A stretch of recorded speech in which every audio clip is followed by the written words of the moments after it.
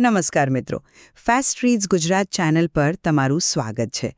શું તમે ક્યારેય વિચાર્યું છે કે એક ઓછો ભણેલો સામાન્ય માણસ કરોડોપતિ બની શકે અને બીજી બાજુ એક હાર્વર્ડમાંથી ભણેલો ફાઇનાન્સ એક્સપર્ટ દિવાળીઓ થઈ જાય? આપણે આખી જિંદગી મહેનત કરીએ છીએ, છતાં પૈસા હાથમાં કેમ નથી રહેતા? આજે આપણે આ જ સવાલના મૂળમાં જઈશું. આજે આપણે જે પુસ્તકની ઊંડાણપૂર્વક વાત કરવાના છીએ એનું નામ છે ધ સાયકોલોજી ઓફ મની અને એના લેખક છે મોર્ગન હાઉસેલ. આજે એક સવાલથી શરૂઆત કરીએ.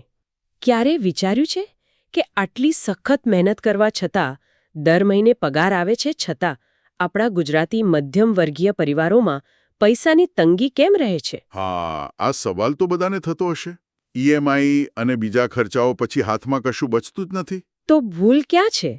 આપણી મહેનતમાં કે પછી પૈસા વિશેની આપણી વિચારસરણીમાં જ કોઈ ગડબડ છે? આનો જવાબ કદાચ ચોંકાવનારો હોઈ શકે છે. હા, અને આ ચર્ચાનો આધાર છે મોર્ગન હાઉસેલની દુનિયાભરમાં વખણાયેલી પુસ્તક ધ સાયકોલોજી ઓફ મની. બરાબર. તો સવાલ એ છે કે આર્થિક સફળતા શું ખરેખર આપણા સ્વભાવ, આપણી શિસ્ત અને આપણા વર્તનનું પરિણામ છે, કે પછી બજારનું ટેકનિકલ જ્ઞાન અને સમજી વિચારીને નિર્ણય લેવાની આવડત વધુ જરૂરી છે? મારો પક્ષ સ્પષ્ટ છે. પૈસાના મામલે તમે કેટલા હોશિયાર છો એના કરતાં તમે કેવું વર્તન કરો છો એ વધુ મહત્વનું છે. અને હું માનું છું કે જુઓ, વર્તન જરૂરી છે, એમાં કોઈ ના નથી, પણ એને વધુ પડતું મહત્વ આપવું એ એક ભૂલ છે. બજાર કેવી રીતે કામ કરે છે, રોકાણની સાચી રીતો કઈ છે અને જોખમનું સંચાલન કેવી રીતે કરવું, આ બધું ટેકનિકલ જ્ઞાન વિના માત્ર સારા વર્તનથી તમે ક્યાંય નહીં પહોંચો. સારું વર્તન એ ગાડીનું એન્જિન હોઈ શકે છે, પણ ટેકનિકલ જ્ઞાન એ એનું સ્ટિયરિંગ વ્હીલ છે. ચાલો આ વાતને એકદમ વાસ્તવિક ઉદાહરણથી સમજીએ. પુસ્તકની શરૂઆત જ બે લોકોની સત્ય ઘટનાથી થાય છે. એક છે રોનાલ્ડ રીડ, એક સામાન્ય પેટ્રોલ પંપ કર્મચારી અને ચોકીદાર. કોઈ ફાઇનાન્સની ડિગ્રી નહીં, કોઈ મોટો પગાર નહીં, છતાં એમણે ધીરજપૂર્વક બચત કરી અને એ પૈસાને સારી કંપનીઓના શેરમાં રોક્યા. ધીમે ધીમે વર્ષો પછી જ્યારે તેમનું મૃત્યુ થયું ત્યારે તેમની સંપત્તિ હતી $8 મિલિયન, એટલે કે લગભગ 60 કરોડ રૂપિયા. હવે બીજી બાજુ જુઓ રિચર્ડ ફસ્કોનને, હાર્વર્ડ જેવી ટોચની યુનિવર્સિટીમાંથી ભણેલો, ફાઇનાન્સનો નિષ્ણાત, મેરિલ લિન્ચ જેવી મોટી કંપનીમાં મોટા હોદ્દા પર, પણ વધુ કમાવાની લાલચમાં એણે એટલું મોટું દેવું કર્યું કે 2008ની મંદીના એક જ ઝાટકામાં એ દેવાળીઓ થઈ ગયો. આનાથી વધુ સ્પષ્ટ શું હોઈ શકે? સફળતાનું રહસ્ય ગણિતના ફોર્મ્યુલામાં નથી, પણ આપણા સ્વભાવમાં છે. તમે જે ઉદાહરણ આપ્યું એ ખૂબ જ દમદાર છે, એમાં કોઈ શક નથી, પણ મને લાગે છે કે એ આખી વાત નથી કહેતું. આપણે રોનાલ્ડ રીડની પ્રશંસા કરીએ છીએ, પણ એ ભૂલી જઈએ છીએ કે દરેક રોનાલ્ડ રીડની પાછળ હજારો લોકો એવા છે જેઓ ખૂબ શિસ્તબદ્ધ અને ધીરજવાન છે, પણ એમને એ જ નથી ખબર કે પૈસા ક્યાં રોકવા. પરિણામે તેમના પૈસા બચત ખાતામાં જ પડ્યા રહે છે અને મોંઘવારી એને ખાઈ જાય છે. અને રિચાર્ડ ફોસ્કોનની વાત કરીએ તો એની નિષ્ફળતા માત્ર લોભ નહોતી, એ રિસ્ક મેનેજમેન્ટની એટલે કે જોખમ સંચાલનની એક ટેકનિકલ નિષ્ફળતા હતી. મતલબ કે એણે એ ગણતરી જ ન કરી કે જો બજાર તૂટશે તો કેટલું મોટું નુકસાન થઈ શકે છે. જોખમનું સંચાલન કરવું એ પોતે જ એક ઊંડી ટેકનિકલ આવડત છે, ભલે પછી એ લોભ જેવી લાગણીને કાબૂમાં રાખવા માટે કેમ ન હોય. એક મિનિટ, તમે જે કહ્યું એ બહુ રસપ્રદ છે. તમે કહી રહ્યા છો કે રિસ્ક મેનેજમેન્ટ પોતે જ એક ટેકનિકલ સ્કિલ છે. એ મેં એ રીતે વિચાર્યું નહોતું, પણ હું હજી પણ માનું છું કે મૂળ સમસ્યા ટેકનિકલ નહોતી. ફસ્કોને ખબર જ હશે કે તે કેટલું જોખમ લઈ રહ્યો છે, પણ એને રોકનારી જે વસ્તુ હતી, એટલે કે બસ હવે પૂરતું થયું એમ કહેવાની ક્ષમતા, તે એક વર્તણૂક છે, બિહેવિયર છે. મોટાભાગના લોકો એટલા માટે બરબાદ નથી થતા કે તેઓ ખોટા શેર ખરીદે છે, પણ એટલા માટે બરબાદ થાય છે કારણ કે તેઓ સમાજને દેખાડવાની દોડમાં લાગી જાય છે. હું એ વાત સાથે સંમત છું, પણ રોનાલ્ડ રીડ પર પાછા આવીએ. એમણે પણ 60 કરોડ રૂપિયા કમાવા માટે પોતાની બચતને બ્લુ ચિપ સ્ટોક્સમાં રોકવી પડી હતી. બ્લુ ચિપ એટલે એવી મોટી ને જાણીતી કંપનીઓ જે વર્ષોથી સ્થિર રીતે ચાલી રહી હોય. હવે કઈ કંપની બ્લુ ચિપ છે અને કઈ નથી એ સમજવું એક ટેકનિકલ નિર્ણય છે, માત્ર વર્તન નથી. એમણે આડેધડ કોઈપણ કંપનીમાં પૈસા નહોતા નાખ્યા. એમણે એક સમજી વિચારીને ટેકનિકલ નિર્ણય લીધો હતો, ભલે તે નિર્ણય સરળ હોય. માત્ર બચત કરીને તિજોરીમાં પૈસા રાખ્યા હોત તો એ આજે ક્યાંય ન હોત. તમે સાચા છો કે એમણે રોકાણ કર્યું, પણ ચાલો એ વિચારીએ કે મોટાભાગના લોકો રોકાણ સુધી કેમ પહોંચી જ નથી શકતા. કારણ છે દેખાડો. લેખક એને man in the car paradox કહે છે. જ્યારે આપણે રસ્તા પર કોઈ મોંઘી ગાડી જોઈએ જેમ કે મર્સિડીઝ કે BMW, ત્યારે આપણે ગાડીના માલિક વિશે નથી વિચારતા. આપણે શું વિચારીએ છીએ કે વાહ, શું ગાડી છે! જો મારી પાસે આવી ગાડી હોત તો લોકો મારી કેટલી પ્રશંસા કરત. આપણે બીજાની પ્રશંસા મેળવવા માટે એવી વસ્તુઓ ખરીદીએ છીએ જે આપણી બચત ખાઈ જાય છે. મને મારા એક મિત્રની યાદ આવે છે જેણે પોતાની બધી બચત વાપરીને અને લોન લઈને એક મોંઘી ગાડી ખરીદી. 6 મહિનામાં ગાડીનો બધો ઉત્સાહ ઉતરી ગયો, પણ લોનનો આર્થિક તણાવ વર્ષો સુધી રહ્યો. કોઈએ એની ગાડીની એટલી નોંધ ન લીધી જેટલી એણે કલ્પના કરી હતી. આ નિર્ણય આ સંપૂર્ણપણે વર્તણૂક પર આધારિત છે, કોઈ ટેકનિકલ ફોર્મ્યુલા પર નહીં. દેખાડાનો ખર્ચ એ ખરેખર એક મોટો દુશ્મન છે, એમાં કોઈ બેમત નથી. પણ માત્ર બચત પર ધ્યાન કેન્દ્રિત કરવું એ પણ અધૂરું સત્ય છે. સંપત્તિ એ માત્ર ખર્ચ ન કરેલા પૈસા નથી, એ કુશળતાપૂર્વક રોકેલા પૈસા છે. ચાલો માની લઈએ કે તમે ખૂબ જ શિસ્તબદ્ધ છો અને તમારી આવકના 50% બચાવો છો. પણ જો એ બધા પૈસા ઓછા વ્યાજવાળા બચત ખાતામાં પડ્યા રહે તો શું થશે?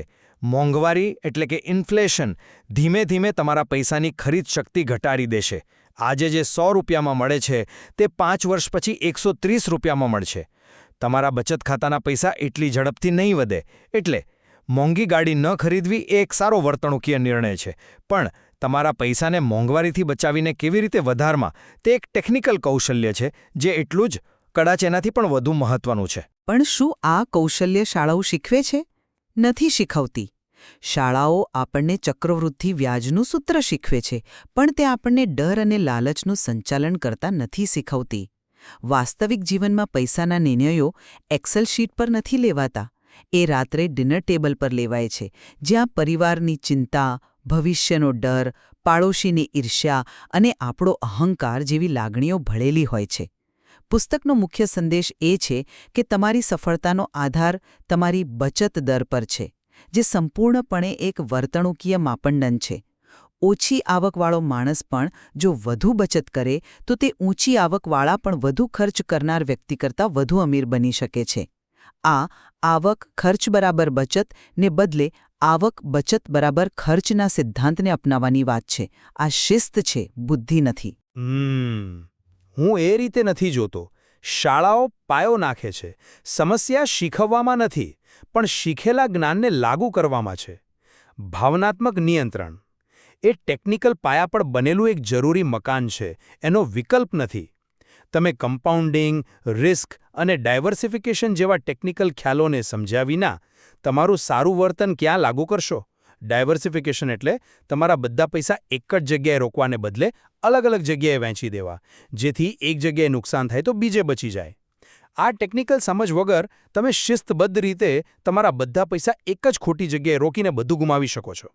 લાગણીઓ પર કાબૂ રાખવો જરૂરી છે, પણ એ ત્યારે જ કામ લાગે જ્યારે તમે જેનું સંચાલન કરી રહ્યા છો એની ટેકનિકલ બાબતો જાણતા હોવ. ચાલો દુનિયાના સૌથી સફળ રોકાણકાર વોરેન બફેટની વાત કરીએ.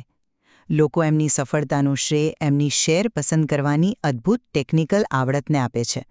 પણ પુસ્તક એકદમ ચોંકાવનારી હકીકત ઉજાગર કરે છે. એમની $84.5 બિલિયન સંપત્તિમાંથી $81.5 બિલિયન એમના 65માં જન્મદિવસ પછી બની છે. આનો અર્થ એ નથી કે બફેટ વૃદ્ધાવસ્થામાં વધુ સ્માર્ટ બન્યા.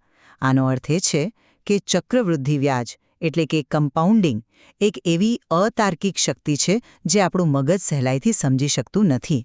એમની સફળતાનો સાચો રહસ્ય ઊંચું રિટર્ન મેળવવું નથી, પણ દાયકાઓ સુધી બજારના ઉતાર-ચઢાવમાં ટકી રહેવું છે. અને ટકી રહેવું એટલે કે સર્વાઇવલ એ શુદ્ધપણે એક વર્તણૂકી કૌશલ્ય છે. પૈસાદાર બનવું અને પૈસાદાર રહેવું એ બે અલગ વસ્તુઓ છે. બનવા માટે જોખમ લેવું પડે છે, પણ બનેલા રહેવા માટે સાવચેતી અને ડર જરૂરી છે. એ દલીલ ખૂબ જ આકર્ષક છે, પણ એ અધૂરી છે. બફેટનું ટકી રહેવું શક્ય બન્યું કારણ કે એમની પાસે વ્યવસાયો અને એમના મોટ્સ એટલે કે કોઈ કંપનીની એવી ખાસિયત જે સ્પર્ધકોને દૂર રાખે એની ઊંડી ટેકનિકલ સમજ હતી. તેઓ એટલા માટે ટકી શક્યા કારણ કે તેમણે એવા મજબૂત વ્યવસાયોમાં રોકાણ કર્યું હતું જેમના નિષ્ફળ થવાની સંભાવના ખૂબ ઓછી હતી. એમણે આંખ બંધ કરીને કોઈપણ શેરમાં પૈસા રોકીને માત્ર રાહ નથી જોઈ. એમની સાવચેતી એ કોઈ ભાવના નથી, એ ગણતરીપૂર્વકનું એનાલિટિકલ રિસ્ક એસેસમેન્ટ હતું. કમ્પાઉન્ડિંગ જાદુ કરે છે, પણ માત્ર ઉચ્ચ ગુણવત્તાવાળી સંપત્તિ પર. અને એ સંપત્તિને ઓળખવી એ એક ટેકનિકલ કૌશલ્ય છે. જો તમે નિષ્ફળ કંપનીઓના પોર્ટફોલિયો સાથે માત્ર ટકી રહેવાનો પ્રયાસ કરશો તો તમે ક્યાંય નહીં પહોંચો. હું એ સ્વીકારું છું કે કેટલાક ટેકનિકલ જ્ઞાનની જરૂર છે, પણ અહીં પુસ્તકનો એક બીજો શક્તિશાળી વિચાર આવે છે, નસીબ અને જોખમ. આપણે બિલ ગેટ્સની સફળતાને માત્ર એમની બુદ્ધિ અને મહેનતનું પરિણામ માનીએ છીએ, પણ પુસ્તક યાદ અપાવે છે કે તેઓ વિશ્વની એ ગણીગાંઠી હાઈસ્કૂલોમાંના એકમાં ભણ્યા હતા જ્યાં 1968માં કમ્પ્યુટર હતું. આહા, આ શુદ્ધ નસીબ હતું. આ વાત સ્વીકારવી એક વર્તણૂકીય નમ્રતા છે જે આપણને વધુ પડતા આત્મવિશ્વાસથી બચાવે છે. એ જ રીતે આપણે નિષ્ફળતાને હંમેશા ખરાબ નિર્ણયોનું પરિણામ માનીએ છીએ, પણ ઘણીવાર તે માત્ર ખરાબ નસીબ પણ હોઈ શકે છે. આ સમજ આપણને બજારમાં ટકી રહેવામાં મદદ કરે છે. પણ એ નસીબનો ફાયદો ઉઠાવવા માટે હજારો કલાકોની કોડિંગની ટેકનિકલ કુશળતાની જરૂર પડી. એ સમયે બીજા પણ ઘણા વિદ્યાર્થીઓ હતા જેમને એ જ કમ્પ્યુટર મળ્યું હતું, પણ માત્ર ગેટ્સ જ એનું મૂલ્ય સમજી શક્યા અને એના પર કામ કરી શક્યા. નસીબ દરવાજો ખોલી શકે છે, પરંતુ તે દરવાજામાંથી પસાર થવા માટે તમારી પાસે ટેકનિકલ ક્ષમતા હોવી જોઈએ. નસીબ એક ફેક્ટર છે, પણ કુશળતા એ ફેક્ટરનો ગુણક છે, મલ્ટીપ્લાયર છે. નસીબને માત્ર વર્તન સાથે જોડવું એ ટેકનિકલ કુશળતાના મહત્વને ઓછું કરવા બરાબર છે. ઠીક છે, તો ચાલો આને બીજી રીતે જોઈએ. પુસ્તક કહે છે ટેલ્સ યુ વિન. આનો અર્થ એ છે કે તમે મોટાભાગે ખોટા હોવા છતાં પણ ખૂબ પૈસા બનાવી શકો છો. રોકાણમાં સફળતા દરેક વખતે સાચા પડવા પર નિર્ભર નથી, પણ થોડાક ગણ્યા ગાંઠ્યા મોટા અને સાચા નિર્ણયો પર નિર્ભર છે. ડિઝનીએ 400થી વધુ કાર્ટૂન બનાવ્યા જે નિષ્ફળ રહ્યા, પણ માત્ર એક ફિલ્મ સ્નો વ્હાઇટ એ એમને સફળતા અપાવી. આનો અર્થ એ છે કે તમારે દરેક વખતે ટેકનિકલી પરફેક્ટ હોવાની જરૂર નથી. તમારે ફક્ત એટલી વર્તણૂકીય સ્થિતિસ્થાપકતાની જરૂર છે કે તમે નાની નાની નિષ્ફળતાઓ સહન કરી શકો અને રમતમાંથી બહાર ન નીકળી જાઓ. માર્જિન ઓફ સેફ્ટી રાખવી એટલે કે ભૂલ માટે અવકાશ રાખવો એ કોઈ જટિલ ગણતરી નથી. તે અનિશ્ચિતતા સામે એક વર્તણૂકીય બચાવ છે. હું તે તરફથી બિલકુલ સહમત નથી. સામાન્ય રોકાણકાર માટે ટેલ્સ યુ વિન એ ખૂબ જ ખતરનાક સલાહ છે. વેન્ચર કેપિટલ ફંડ્સ આ સિદ્ધાંત પર કામ કરે છે, પણ એમની પાસે એવા સોદાઓ સુધી પહોંચવા અને એનું મૂલ્યાંકન કરવા માટે નિષ્ણાતોની ટીમ અને ઊંડી ટેકનિકલ કુશળતા હોય છે. સામાન્ય માણસ માટે 1-2 મોટી સફળતાની રાહ જોવી એ જુગાર રમવા જેવું છે. એના બદલે ડાયવર્સિફાઈડ ઇન્ડેક્સ ફંડ એ નિષ્ણાત બન્યા વિના બજારના ટેલ્સને પકડવાનો એક ટેકનિકલ ઉકેલ છે. ઇન્ડેક્સ ફંડ એ માત્ર એક પ્રોડક્ટ નથી, એ એક ટેકનિકલ સ્વીકૃતિ છે કે મોટાભાગના લોકો ભાવનાત્મક કારણોસર વ્યક્તિગત સ્ટોક્સ પસંદ કરવામાં નિષ્ફળ જાય છે. એ વર્તણૂકીય ભૂલો સામેનું એક ટેકનિકલ સેફ્ટી નેટ છે. અને બેન્જામિન ગ્રેહામે જે માર્જિન ઓફ સેફ્ટી વિશે લખ્યું હતું, એનો ટેકનિકલ અર્થ છે કે કોઈ કંપનીની આંતરિક કિંમત ₹100 હોય તો એને 60 કે 70 રૂપિયામાં ખરીદવી, જેથી તમારી ગણતરીમાં ભૂલ થાય તો પણ તમે સુરક્ષિત રહો. આ એક ગણતરી છે, માત્ર લાગણી નથી. અંતમાં આ બધી ચર્ચા એ વાત પર આવે છે કે પૈસાનો સાચું હેતુ શું છે. શું તે ઊંચામાં ઊંચું રિટર્ન મેળવવાનો છે કે પછી તમારા જીવન અને સમય પર નિયંત્રણ મેળવવાનો છે? પુસ્તક ખૂબ જ ભારપૂર્વક કહે છે કે પૈસાનો સૌથી મોટો ફાયદો મોંઘી કાર કે મોટું ઘર નથી, પણ સ્વતંત્રતા છે. સવારે ઉઠીને એ નક્કી કરવાની આઝાદી કે આજે મારે શું કરવું છે. જ્યારે તમે ઈચ્છો, જેની સાથે ઈચ્છો, જ્યાં સુધી ઈચ્છો તે કરવાની ક્ષમતા, આ ધ્યેય વર્તન દ્વારા પ્રાપ્ત થાય છે. એ જાણવું કે પૂરતું શું છે, બીજા સાથે સરખામણી કરવાનું બંધ કરવું અને દેખાડા માટે ખર્ચ ન કરવો, આ એવી કુશળતા છે જે કોઈ પણ ટેકનિકલ ચાર્ટ કે નાણાકીય મોડેલ ક્યારેય શીખવી શકતું નથી. અને હું કહીશ કે જ્ઞાન વિનાની સ્વતંત્રતા એક ભ્રમણા છે. તમારા સમય પર સાચું નિયંત્રણ ત્યારે જ શક્ય છે જ્યારે તમારી સંપત્તિ ઓછામાં ઓછી મોંઘવારીને માત આપી રહી હોય. નહીતર તમે સ્વતંત્રતા નથી મેળવી રહ્યા, તમે ધીમે ધીમે ગરીબ થઈ રહ્યા છો. વર્તનને જ્ઞાનની વિરુદ્ધમાં મૂકવું એ જ મૂળભૂત ભૂલ છે. સાચું તો એ છે કે આ બંને એકબીજાના પૂરક છે. એક મજબૂત તર્કસંગત અને ટેકનિકલ માળખા વિના સારું વર્તન પણ માત્ર દિશાવિહીન ભટકવું છે. સૌથી શ્રેષ્ઠ પરિણામો ત્યારે જ જન્મે છે જ્યારે મનોવૈજ્ઞાનિક શિસ્તને ટેકનિકલી મજબૂત નાણાકીય વ્યૂહરચના પર લાગુ કરવામાં આવે. તો ચાલો આપણે સ્થિતિઓનો સારાંશ આપીએ. મારો દૃષ્ટિકોણ એ છે કે રોનાલ્ડ રીડ અને રિચાર્ડ ફસ્કોન જેવા વાસ્તવિક દુનિયાના ઉદાહરણો સ્પષ્ટપણે દર્શાવે છે કે આપણું મનોવિજ્ઞાન ડર અને લાલચનું સંચાલન કરવાની, ધીરજ રાખવાની અને દેખાડા જેવી વિનાશક ભૂલો ટાળવાની આપણી ક્ષમતા આર્થિક પરિણામોનો અંતિમ નિર્ણાયક છે. ટેકનિકલ જ્ઞાનનું પોતાનું સ્થાન છે, પરંતુ તે મજબૂત વર્તનના પાયા વિના નકામું છે. અને મારો સારાંશ એ છે કે ટેકનિકલ જ્ઞાન વિના વર્તન આંધળું છે. તમે બચત, રોકાણ, ચક્રવૃદ્ધિ વ્યાજ અને જોખમના મૂળભૂત સિદ્ધાંતોને સમજ્યા વિના માત્ર સારું વર્તન કરીને સફળતા પ્રાપ્ત કરી શકતા નથી. આ બંને પરિબળો એકબીજાના વિરોધી નથી, પણ ભાગીદાર છે. પરંતુ ટેકનિકલ પાયાને અવગણવાથી શ્રેષ્ઠ વર્તન પણ નિરર્થક બની શકે છે. આખરે શ્રેષ્ઠ માર્ગ આ બંનેના બુદ્ધિપૂર્વકના સંતુલનમાં રહેલો છે, અને આ પુસ્તક આપણને એ સંતુલન શોધવા માટે વિચારતા કરે છે. ટૂંકમાં આ પુસ્તક કોઈ જાદુઈ ફોર્મ્યુલા નથી આપતું, પણ વિચારસરણી બદલવા પર ભાર મૂકે છે. હા, નાના પગલાં મોટી અસર કરે છે. કોઈ પણ ધ્યેય વિના બચત કરવી. આ બચત જ તમને અણધાર્યા આંચકાઓ સામે રક્ષણ આપશે. અને બહુ વધુ પડતું રિસ્ક કે બહુ વધુ પડતી સુરક્ષા બંને ટાળવા સંતુલન જ ચાવી છે. એકદમ. તો આજે આપણે ધ સાયકોલોજી ઓફ મનીમાંથી શીખ્યા કે પૈસાનું સંચાલન એ ગણિત કરતાં વધુ મનોવિજ્ઞાન છે. આપણું વર્તન, આપણી ધીરજ અને આપણા ડર જ આપણું નાણાકીય ભવિષ્ય નક્કી કરે છે. ચાલો આખી ચર્ચામાંથી 4 સૌથી શક્તિશાળી શીખને ફરીથી યાદ કરી લઈએ. પહેલું, સાચી સંપત્તિ દેખાતી નથી. દેખાડો કરવા પાછળ ન ભાગો. શાંતિથી તમારી બચત વધારો, કારણ કે એ જ સાચી સ્વતંત્રતા આપશે. બીજું, પૈસાથી મળતી સૌથી મોટી વસ્તુ છે સ્વતંત્રતા. તમારા સમય પર તમારો કાબૂ હોય, એનાથી મોટી કોઈ અમીરી નથી. ત્રીજું, ચક્રવૃદ્ધિને કામ કરવા માટે સમય આપો, અને એના માટે રમતમાં ટકી રહેવું પડશે. અને ચોથું, અને સૌથી મહત્વનું, તર્કસંગત નહીં, વાજબી બનો. એવા નાણાકીય નિર્ણયો લો જે તમને રાત્રે શાંતિથી સૂવા દે.